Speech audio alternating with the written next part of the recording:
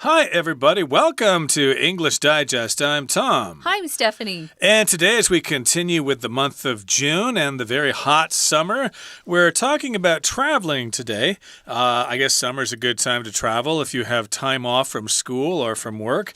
Maybe you ought to consider going to Turkey, which, of course, is a country, what is it, in the Middle East? Is it in Asia? Is it in Europe? It's kind of right in the middle there between Asia and Europe. Yeah, I always talk about it being in the Middle East, but yeah, it's very close to Asia. Yeah, I've not been there before. Have you? No, I haven't. I don't think I'm going to make it there this lifetime. There's a lot of other places that I haven't been to yet. It's become a little more dangerous the last couple of years. So indeed, yes. I think they have a president there who doesn't want to be reelected or just wants to keep being the president or something like that. We call them dictators. Something like that. Yeah. I don't want them to come here and, try to, snuff me or something like that. But kill you for saying bad things about their president? Hopefully we're safe here in Taiwan. We're okay. But it doesn't really matter. I think it's still okay to travel to Turkey there. Go with a travel agency or something like that, and you should be okay. So we're talking about Turkey, the crossroads of the world. Yeah, it's kind of in the middle there between Asia and the Middle East and Europe. So it's bound to be a wonderful place to check out. So let's get to it. Let's read the entire content of our lesson right now.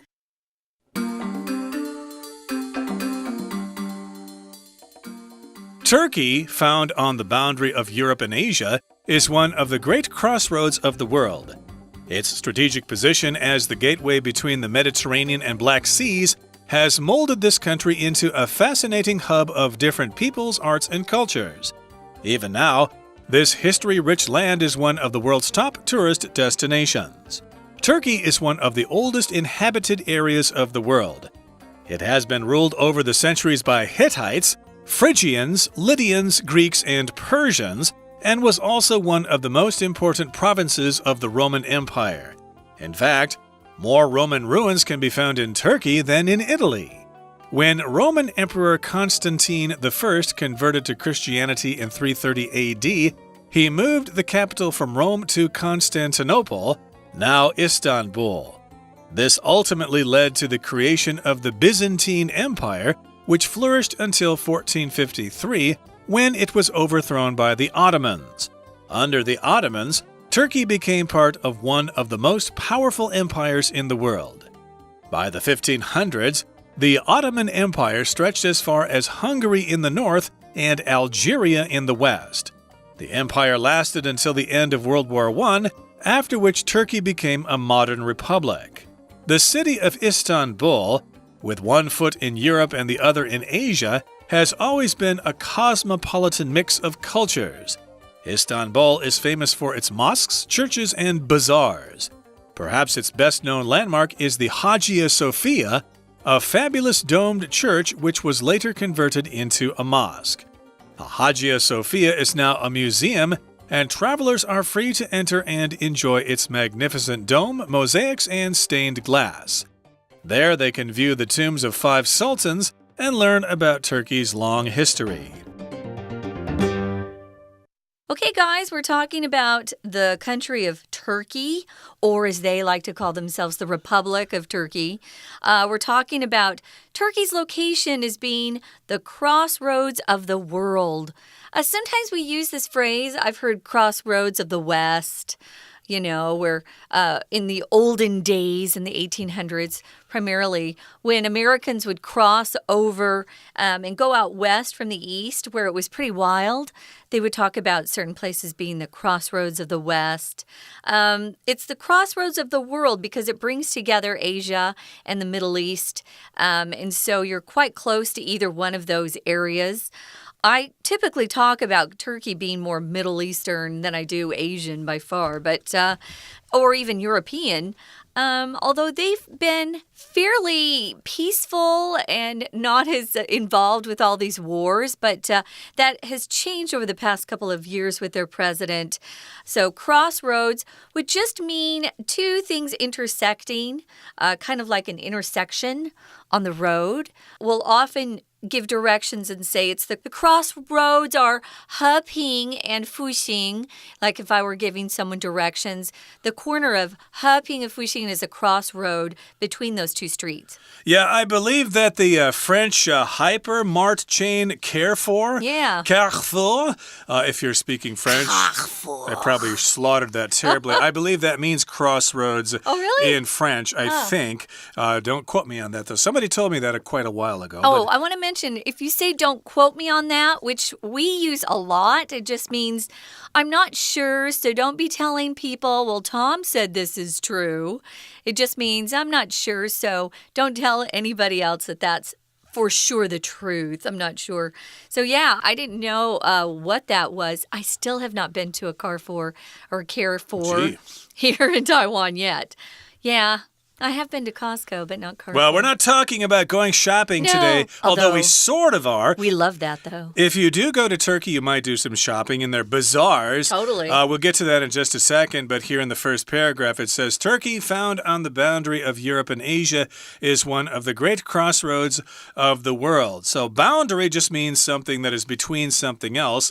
You could say the boundary, at least when I was a kid, we used to go fishing in the boundary waters, which are all the thousands of lakes in northern Minnesota and western Ontario there. Never heard of that. The boundary waters, yeah, there are just thousands of lakes up there, and you can go fishing and you can go to places where you don't see people for several days. So that's kind of the boundary waters at the boundary between the United States and Canada. So boundary is a line or an area between two areas. It could be between two countries. In this particular case, it's between two continents, Europe and Asia.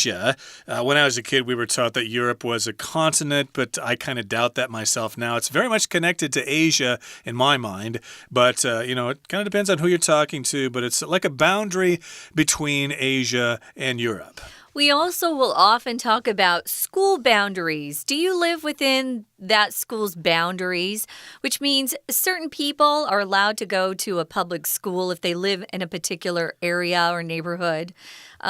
So if you don't like the school in your neighborhood, you might want to apply for an exception so you can attend another public school. So we use it like that too. So it marks the limit of an area. It could be between two countries or a neighborhood.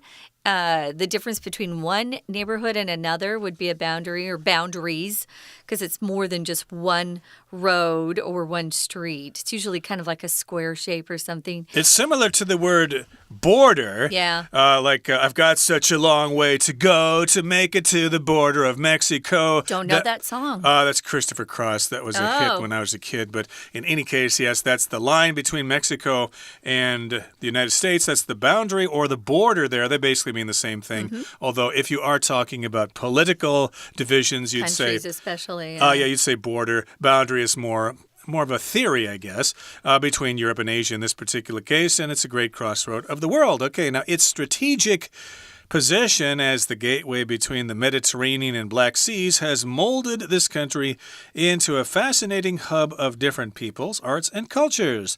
So if you look at the map there, you can see that Turkey is right between the Mediterranean Sea and the Black Sea. So it's kind of at the gateway there. That's a strategic position.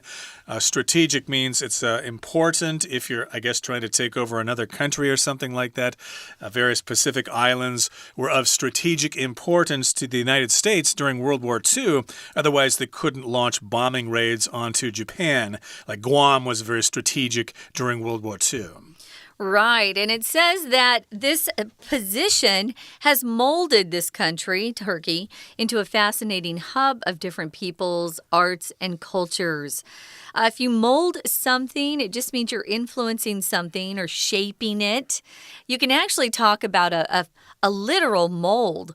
For example, if I want to make a Jell-O salad, I will use a mold to shape it into some sort of pretty shape. But I could also say Figuratively, my parents helped mold my values. They helped shape who I am, mold who I am. Most people who have a big impact on you helped mold you into the person you are today. If you're a hub, it's just when a lot of things come together. For example, an airport hub. Lots of planes fly into a big hub or a big city typically, and then take a smaller plane to smaller cities. Please be careful, guys. We're using peoples here in plural form, but most of the time it's not plural. We're talking about people from all over the world. Arts is fine, cultures. Honestly, culture even is non-count typically if you're talking about one culture. So be careful with those words. I find today more and more people who are learning English in Taiwan, Tom, are putting S's on everything. Yeah, I'm wondering where they're getting that. We try really hard to extricate that practice, to try to get rid of that practice, but we seem to be failing. They just keep coming back. There were many peoples there. No, there were many people there. But we're talking about different peoples, different kinds of people, the peoples of Africa, for example. But in this particular case, we've got different kinds of people in Turkey, lots of art, lots of culture. And even now, this history-rich land is one of the world's top tourist destinations. You probably have a friend or two who has been there, and they've come back to talk all about it. Now, Turkey is one of the oldest inhabited areas of the world. We're on the second paragraph now. We've got the word inhabited. That's from the verb to inhabit, which just means to live someplace. So people have been living in Turkey for thousands of years. It's one of the oldest inhabited areas of the world. You could say that about China. China has been inhabited for thousands of years, but we can't say that about Antarctica. It's uninhabited. Nobody lives there except for scientists. Who would want to? And those scientists are only there short term. They're certainly not moving their families there. So Turkey is one of the oldest inhabited areas of the world. It's been ruled over, and if you're ruled by someone, it's usually some sort of leader, dictator, president, something like that, king, queen. It's been ruled over the centuries by Hittites, Phrygians, Lydians, Greeks, and Persians. Lots of different groups of people have ruled over Turkey over the centuries, so hundreds of years, and was also one of the most important provinces of the Roman Empire. Now, remember, the Roman Empire existed a long time ago, but was very, very powerful. And now they really are able just to rule over themselves, which is nice. If you talk about a province, it's kind of like a smaller area of a country. We use the word province to talk about a lot of smaller areas in China, for example. Like Anhui or Shandong, Shanxi, Hunan. It's like those are Shang. Those are all provinces of China. Of course, Canada has provinces as well. True. You know, British Columbia, Alberta, Saskatchewan, Manitoba, etc. Those are all provinces. Whereas the Canada. U.S. does not. We have states. Right, so and Mexico has states too, just in case you wanted to know. But yes, indeed, it was a province of the Roman Empire, and it was quite important to the Romans at that time. Now, in fact, more Roman ruins can be found in Turkey than in Italy. Wow. So if you're talking about old structures that are still standing, they're kind of beat up, but they're still standing. I guess the Great Wall of China could be considered ruins in certain parts. There's also many ruins in, say, Guatemala and Mexico. The Mayan ruins there, the pyramids of the Mayan civilization. And I guess you've got Roman ruins in Turkey, more in Turkey than in Italy. I did not know that. I'm shocked. No, this is news to me as well. That's why a lot of people like to go to Turkey, besides their good food and, of course, the good shopping in the bazaars. We're going to talk more about Turkey, guys, but first we're going to listen to our Chinese teacher. 大家好，欢迎收听 English Digest， 我是 Jessie。今天我们要阅读的文章是 Unit2 的第一天课程。首先，我们看到课文标题 Turkey, the crossroads of the world。名词 crossroads 以复数形表示，意思是交叉路口、十字路口。例如 Turn left at the crossroads and you will see the post office on your right。在那个十字路口左转，然后你就会看到邮局在你的右边。Crossroads 也可以指 a time when someone has to make very important decisions which will affect their future, 也就是转折点、重大抉择时刻的意思。例如 Tom was at a crossroads in his career, wondering whether he should stay at his job or start his own business. 汤姆处于事业的十字路口，想着他是否该留在旧工作或自己创业。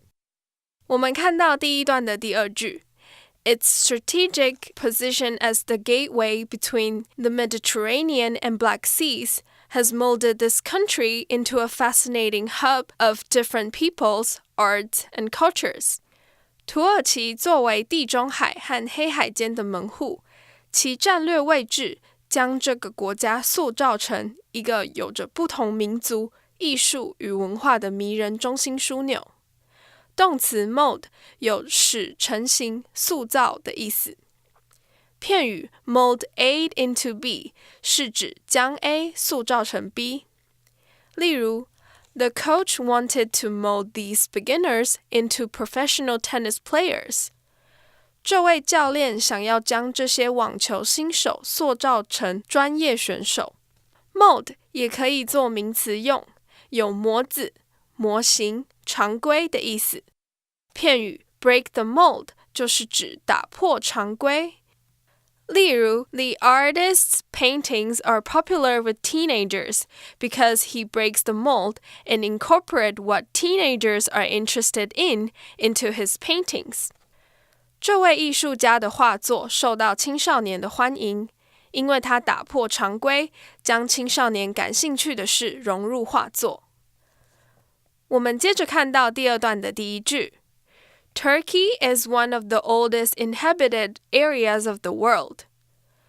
土耳其是世界上最早有人定居的地区之一。形容詞 inhabited 是指有人居住的，动词是 inhabit, I-N-H-A-B-I-T, 意思是居住于。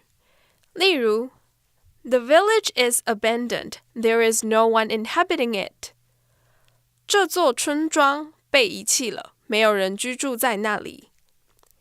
而 inhabit 的名词是 inhabitant, I-N-H-A-B-I-T-A-N-T,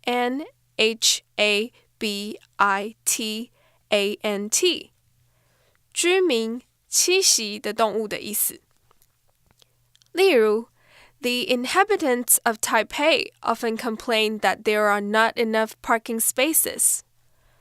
台北的居民常抱怨没有足够的停车空间。We're going to take a quick break. Stay tuned. We'll be right back.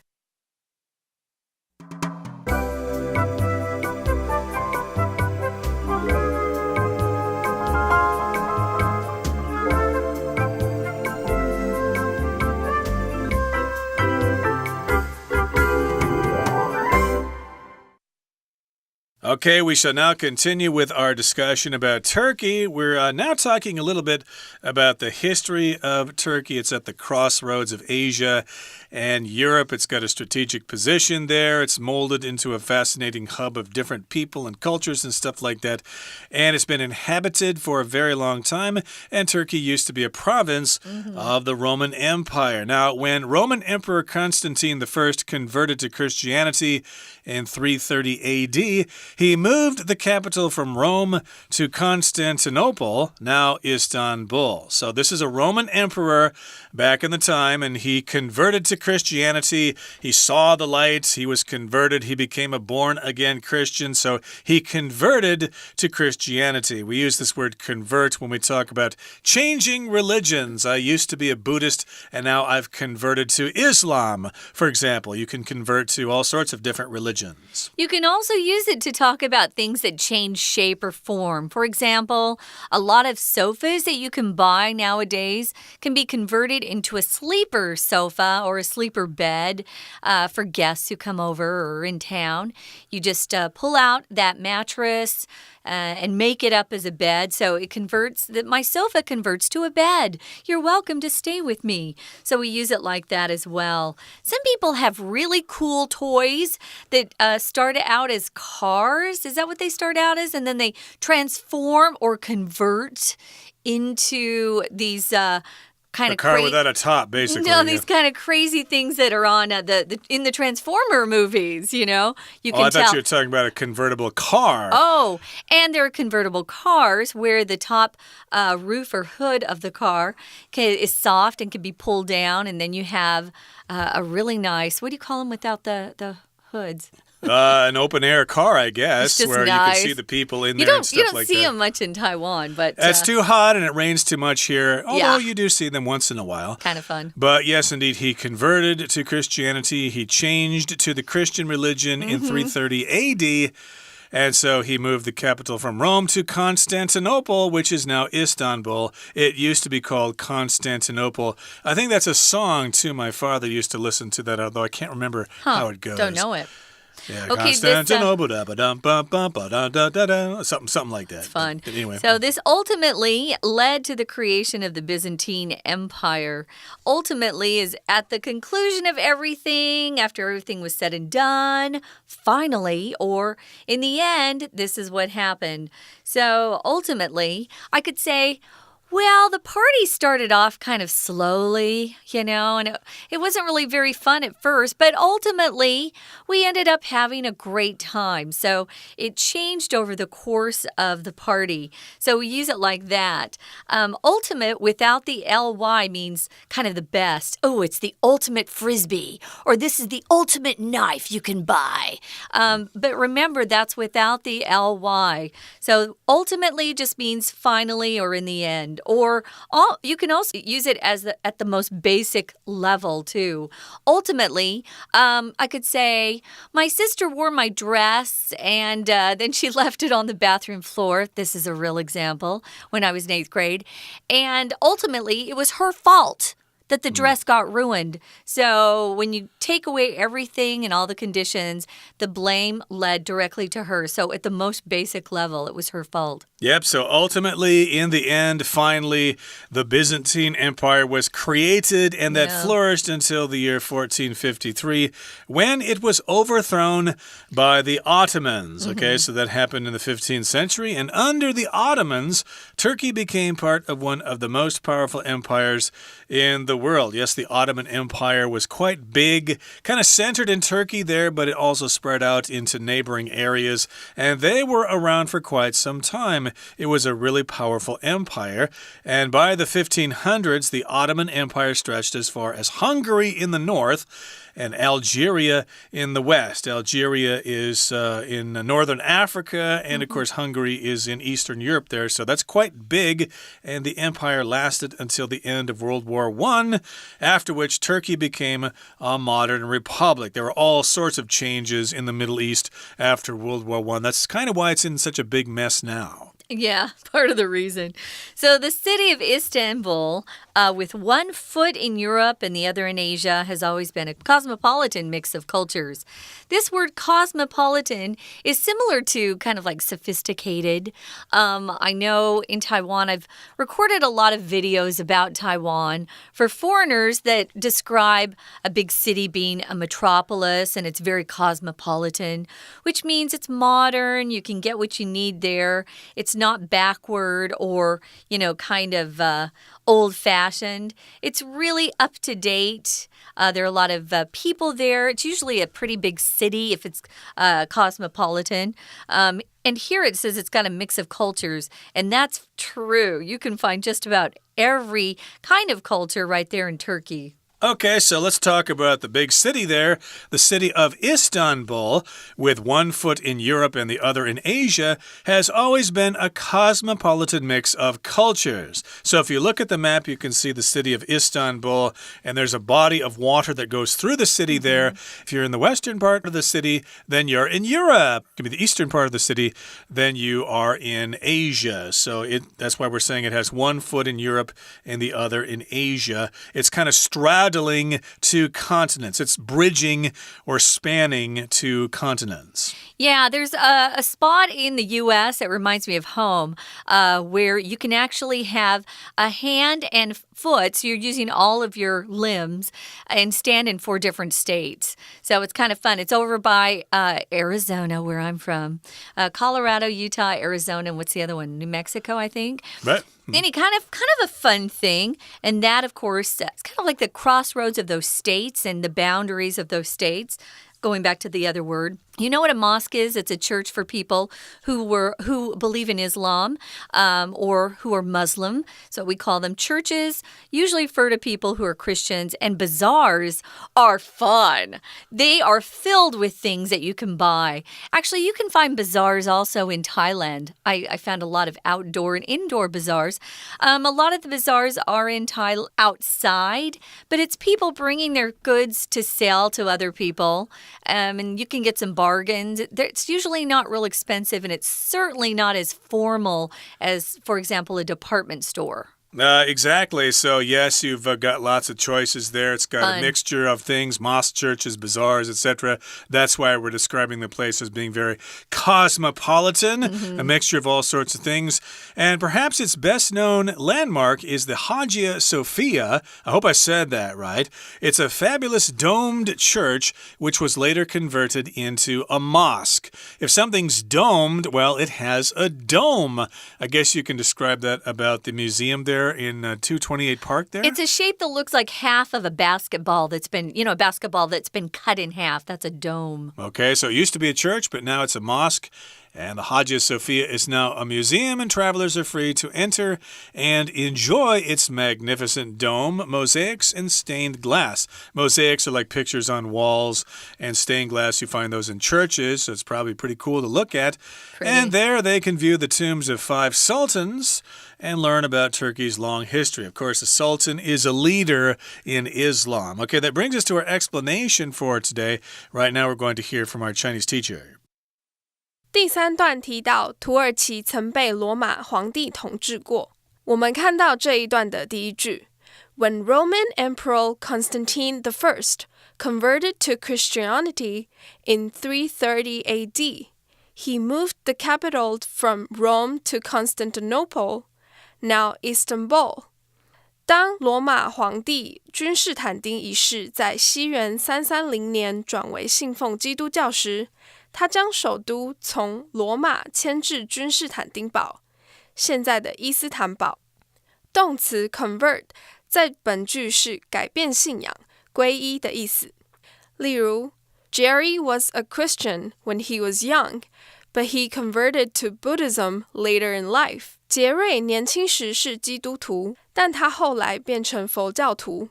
Convert 也有转换、转变的意思。片语 convert A into B 是指将 A 转变成 B。例如 The abandoned warehouse was converted into a nostalgic restaurant. 那个废弃的仓库被改建成怀旧餐厅。我们接着看到第3段的最后一句 The empire lasted until the end of World War I, after which Turkey became a modern republic.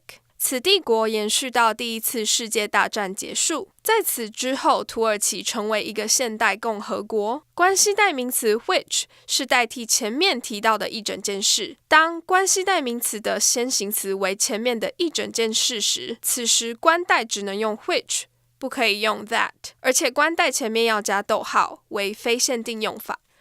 文章的最后一段介绍伊斯坦堡，我们看到最后一段的第一句。